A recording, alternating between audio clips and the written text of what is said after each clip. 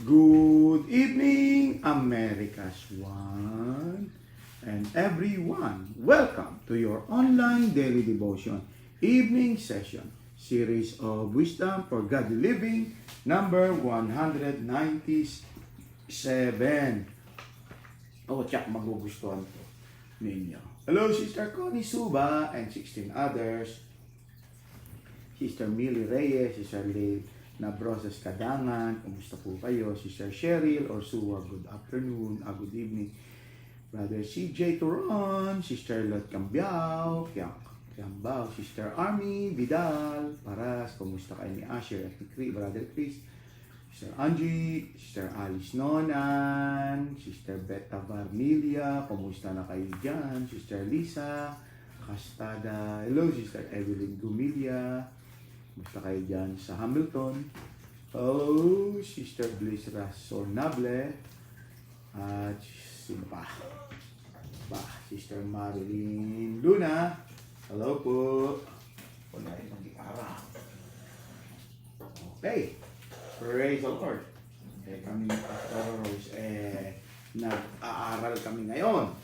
Kami ay nag-online study ng DIY, do it yourself. Kasi ay next week, yun, may project kami. At baka mag-off muna tayo sa ODD, pero hindi pa sure. Depende. Hindi tayo mag-off. O, hindi rin mag-off. Si Pastor Rose ang mag-OODD. Ha? 30 minutes na yan. Okay, so ayaw ni Pastor Rose na may absent tayo. Hello, Sister Arnel Contabay, dyan sa Aruba, kamusta na kayo? May plano kami pumunta dyan, ha? Pag-pray ninyo matuloy. Praise the Lord! Sana. Magandang gabi, Sister Arlene, Sister Rosa, good evening din, Sister Ate Cleo, kamusta na kayo? Ni Kuya Jake, tapos na po ba ang inyong required quarantine? Kauwi na ho ba kayo? O 2 days pa? Nako, ang higpit daw dyan sa Pilipinas. Nabalita po, mas mahigpit pa kayo sa... Mas mahigpit pa ang Pilipinas sa Canada. Pero okay lang yun kasi konti pa lang po ang nababaksin dyan. Hallelujah. Shepherd of my soul, I give you full control wherever you may lead. Follow. I have made a choice to listen for your voice wherever I will go.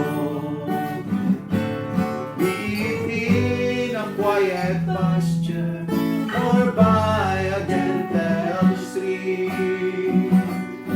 The shepherd of my soul is by my side.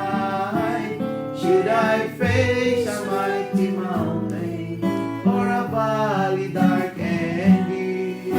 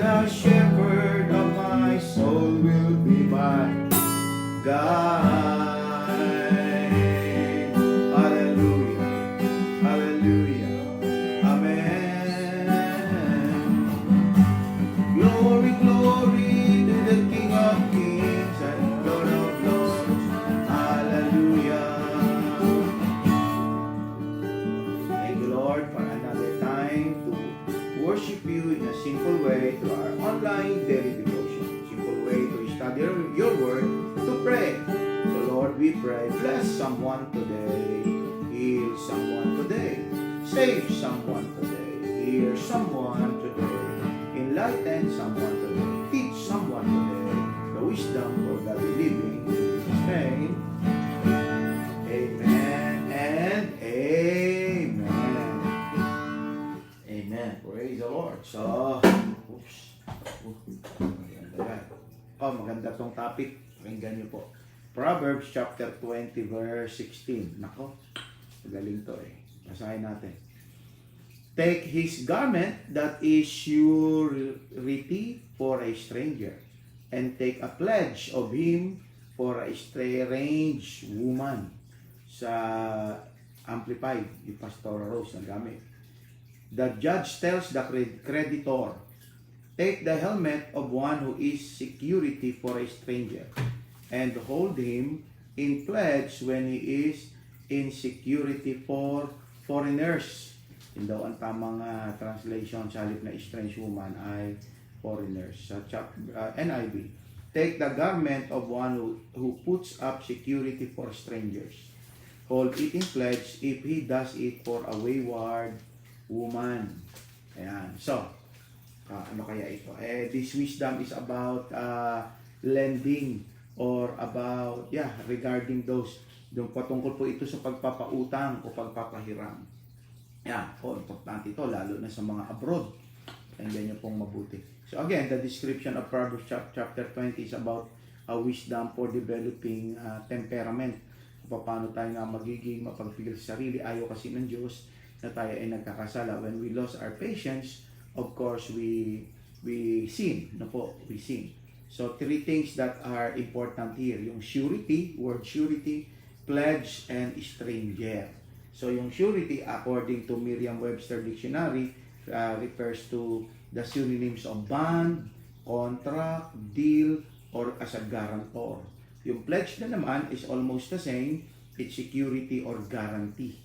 At yung stranger is about an outsider, foreigner, or not really a familiar person. Hindi masyadong kilala. Yun yung foreigner. So, what is the wisdom for godly living? Of course, according to some commentaries, ito po ay regarding this.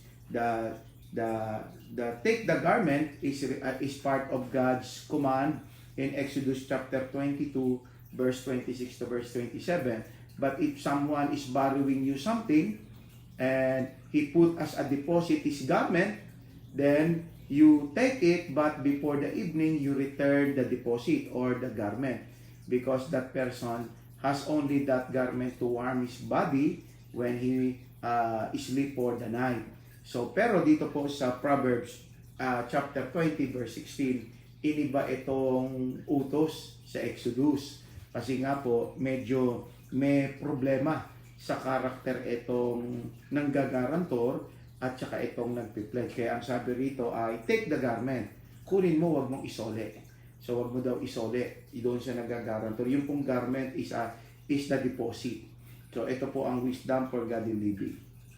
The godly is reminded, dalawa po. The godly is reminded that a person who makes a security for a stranger or a pledge to an unknown person does not care to a commitment to the pledge or promise.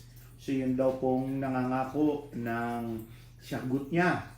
Yung alimbawa, sagot niya yung utang na hindi niya naman kilala. Sabi niya, sige, ako na, sagot ko, ako ang kausap mo dyan. Nako, ang sabi daw po ay, ingat tayo. Kasi malamang hindi siya seryoso sa kanyang pangako. Stranger yun, hindi mo naman kilala. Hindi niya rin kilala, mangangako siya. Pag hindi nagbayad yun, sino ang kawawa? Di ba ikaw na nagpautang? Kaya ang sabi po dyan, kung nagagarantor siya sa stranger, kunin mo ang kanyang deposito. Huwag kang pumayag na walang yung garment. Take the garment. Yun po kasi yung unang panahon, yun po kasi ang ginagamit. Ang ibig sabihin po ay huwag kang magpapagarantor ng walang guarantee. Ayun. Do not accept a guarantor that has no guarantee. Kung may nagga-guarantor, kasi nga hindi mo kilala eh. Halimbawa, hindi mo kilala yung nangungutang. Katulad yan, yung mga umuwi yung Pilipinas. Pag uwi ninyo dyan, may mangungutang sa inyo. Ay hindi nyo naman kilala yung nangungutang. Ang kakilala lang ninyo, etong halimbawa, kamag-anak ninyo, huwag kang papayag na walang guarantee ang guarantor. So ano yon, maaari kung ano man. So ang sinample po rito ay garment. Kasi yun sa Exodus yun. Exodus 22, yun ang utos ni Moses. Na pag ikaw ay magpapahiram, kunin mo yung garment as a guarantor, as a guarantee.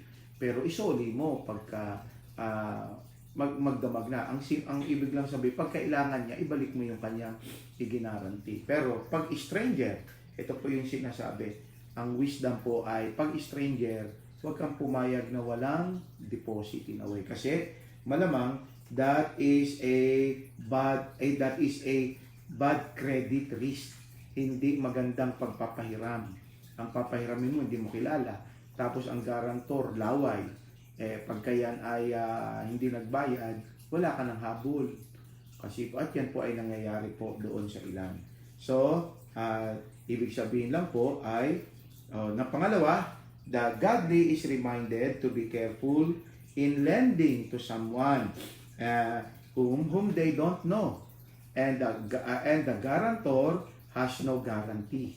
Kailangan daw po may deposit. Yun po ang talino ng Bible, ano? So yun po ang tinuturo. Bakit po? Kasi pag hindi nagbayad, baka magkasala ka. Anong kasalanan mo? Siguro pinakamaliit, manumpa ka. Siguro magalit ka. O baka makapatay ka. Kasi hindi nagbayad. So ayaw ng Diyos na tayo nagkakasala. So ang wisdom, if somebody is borrowing, hindi mo kilala, ang nanghihiram, yung nagagarantor, hingan mo ng deposit. Para po, hindi ka magkasala, kasi nga po, malamang hindi magbayad yan. Hindi ka naman kilala eh. Hindi ka naman kilala. So, maghumingi ka ng guarantee. Sa guarantor, kung ayaw ng guarantor na mag-guarantee, huwag mo nang pahiramin. Kasi nga po, baka magkasala ka. Ang ayaw ng Diyos, ikaw ay magkasala. Kaya po, nagbigay siya ng wisdom for godly living. Okay? So, ay ulitin ko po. Ang una, the godly is reminded that a person who makes a security for a stranger or a pledge to a unknown person does not actually care to the commitment. Kaya po, hihingian mo dapat siya ng guarantee. So, ano yung guarantee? Parang deposit. So, yun po yun. Yung pala yun. Yung garment, kaya sabi dyan, take the garment. Sabi po dyan, take the garment of one who put security for a stranger. In other words, get a deposit for a guarantor as a security who guarantees or puts up a security for a stranger. Kumuha ka. Kasi nga, stranger yun eh. Hindi mo naman kilala yun. Ngayon sa kilala na natin. Pag nanghiram, di na nagsusole. Lalo pa yung hindi kilala. Kaya yun po yun. The godly is reminded to be careful. Ingat din tayo doon sa guarantor ng guarantor. Actually, sa Bible may turo din, huwag mag-guarantor eh. May turo sa Bible. Ito naman ang kinakausap. Yung magpapahiram, kung ikaw ay magpapahiram at ang nanghihiram di mo kilala at may nag-guarantee sa kanya na ako sagot ko yan, hihingian mo ng deposit yung nag-guarantee. Bakit? Para siya ang magkaroon ng burden to singil doon po sa nangungutang, hindi ikaw dahil hindi mo nga kilala. Ngayon, kung ayaw niyang mag-guarantee, ay ayaw niyang magbigay ng deposit, ng garment, ayaw niyang mag-deposit in a way, ang wisdom, kung ayaw niya, hindi mo kailangan magpahiram. Kasi yun, malamang hindi mo magbabayad. Ang importante, hindi ka magkasala. Kasi nga po, lalo kung malaki, kung maliit lang, ang wisdom naman, pakinggan niyo po ito. Kung may nanghihiram naman sa inyo at nangangailangan talaga, huwag niyo nang singilin. So ano ang paraan? Bibigyan na lang ninyo, huwag niyo nang pautangin. Kasi po, hindi naman magbabayad yan, magkakasala kayo. Kaya halimbawa, nanghihiram ng 500, kaya niyong ipamigay na ang 100, di 100 ang ibigay ninyo. Sabihin mo sa kanya, I don't have 500, but I have 100. This is not a loan, this is my gift. Tulong ko na. So, 400 na lang ang problema niya. Kaysa pinahiram mo ng 500, di mo naman kilala, Tapos may nag-guarantee, wala namang dineposit. So, kasi nga, ano lang, okay lang. Tapos ngayon, sasama loob mo. Dahil nagpautang ka, hindi ka nabayaran. Usually lahat ng nangungutang ay nangangako na magbabayad. Pero mahigit kalahati sa nangungutang, hindi po talaga nagbabayad.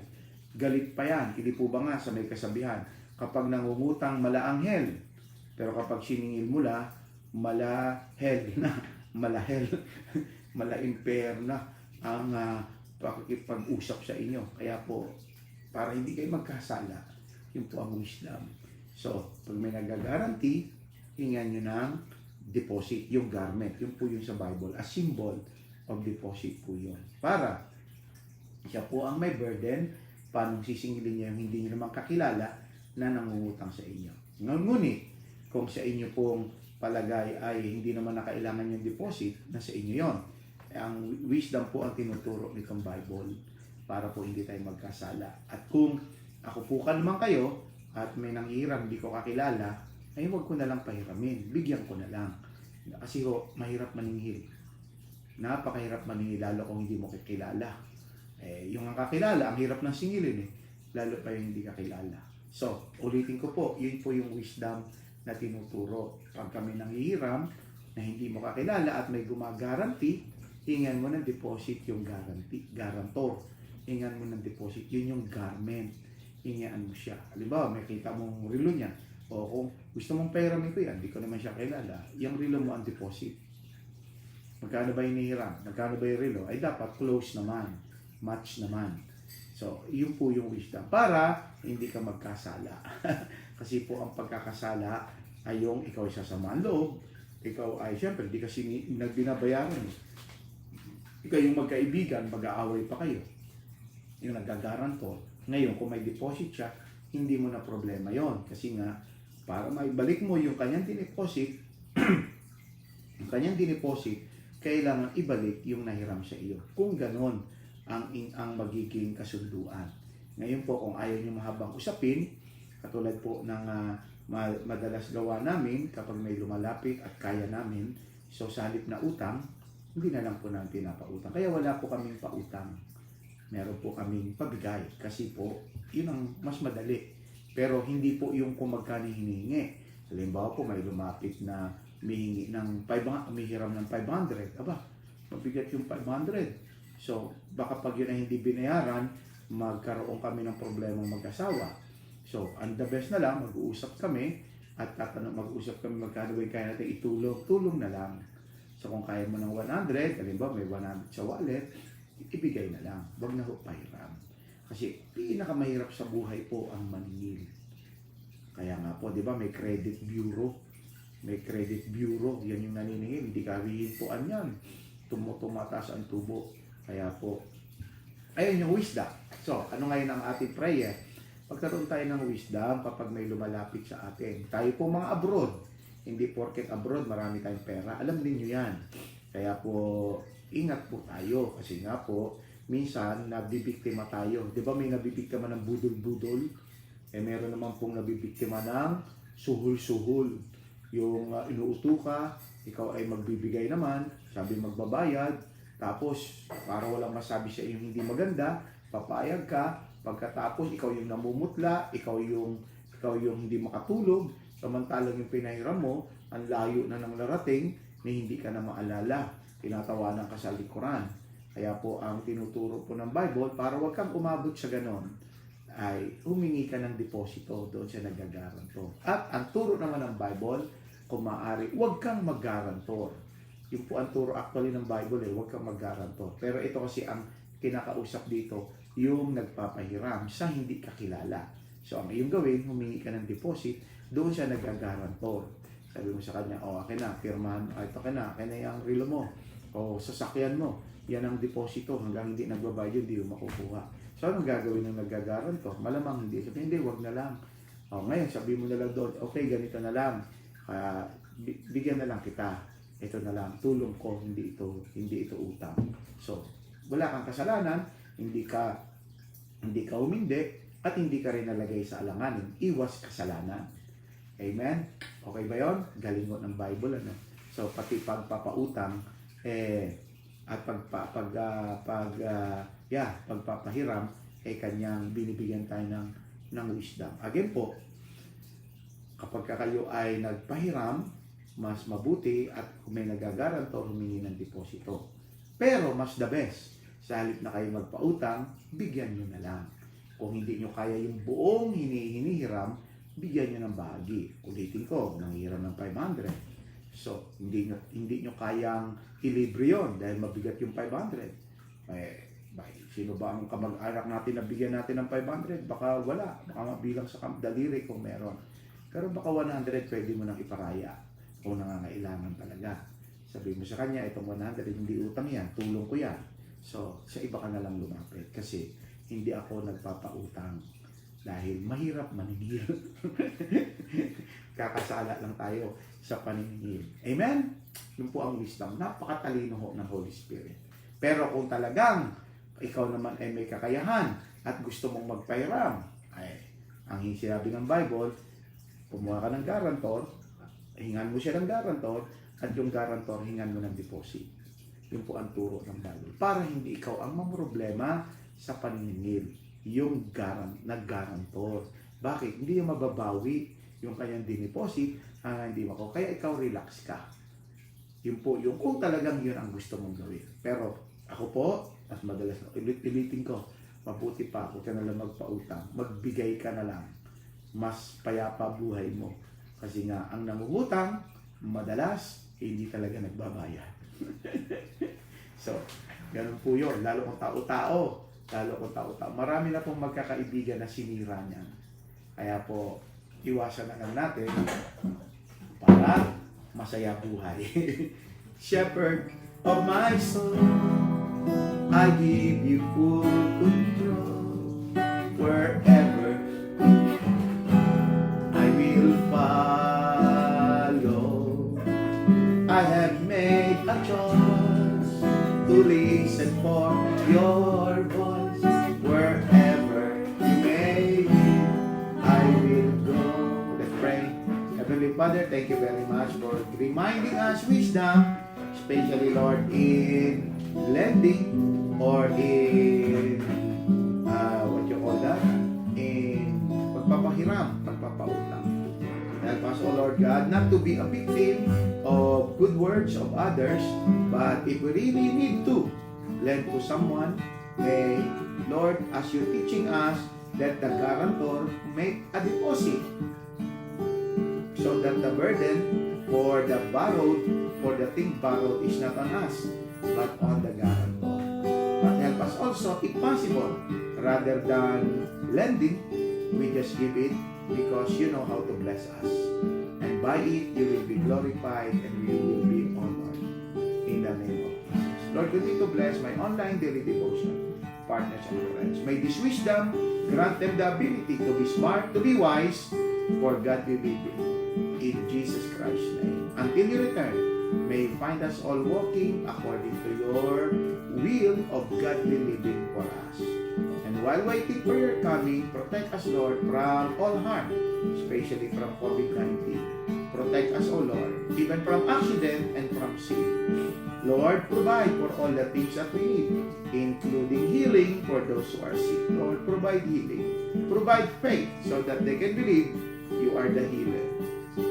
Grant the doctors who are watching, looking, diagnosing, taking care of them to find wisdom coming from you. How they can be at the hand of God in bringing healing to the brothers and sisters who are sick.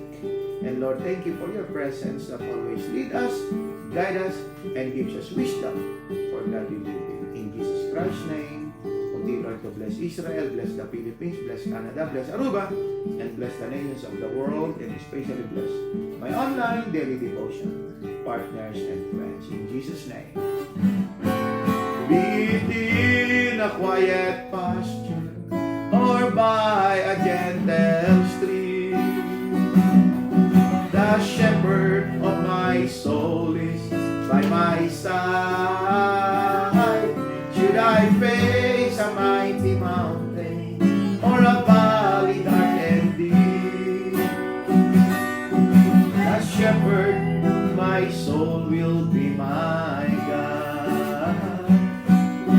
the shepherd of my soul, be my God.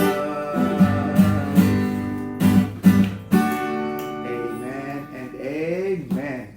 So my friends, add to your wisdom for godly living, Proverbs chapter 20 verse 16 regarding lending to a stranger. Ang stranger lang naman ito na kailangan ninyo ng guarantor na magbibigay ng deposit. Yung ganun po, hindi nyo kilala yung nanghihirap. Ngayon, kung kakilala po ninyo, huwag nyo nang pahiramin. Bigyan nyo na lang. Yun po ang wise doon. But again, not the whole thing, especially kung mahihirapan naman kayo. Ang ibigay ninyo, yung maluwag sa loob ninyo, na hindi nyo pag-aawayang mag-asawa. At kung kayo po yung magpapahiram, bago ako magbukas, baka nalimutan ko kung kayo magpapahiram, dapat po, kung kayo may asawa, dapat pinag-usapan yung mag-asawa. Hindi po yung magpapahiram kayo ng hindi alam ng inyong asawa. Hindi kayo magbibigay ng hindi alam ng inyong asawa. Or else, maganda ang tingin sa inyo ng pinahiraman ninyo o pinagbigyan ninyo. Pero magkaaway naman kayo ng dapat best friend ninyo. Bakit? Kasi po, bawal po ang nagsisikreto. At lalo pag finances, mas maganda po yan bago ninyo ilabas sa iba. Pag-usapan nyo muna mag-asawa. Kapag hindi kayo magkasundo, ibig sabihin po, hindi kayo pwedeng gumawa ng pagtulong dahil kayo mismo hindi po magkasundo. At syempre, mas masarap naman ang tumutulong. Pero yan ay depende sa inyong kakayahan at depende po syempre sa inyong tinutulungan. Ito po si Pastor Bong at kasama si Pastor Rose. Good night, America's One.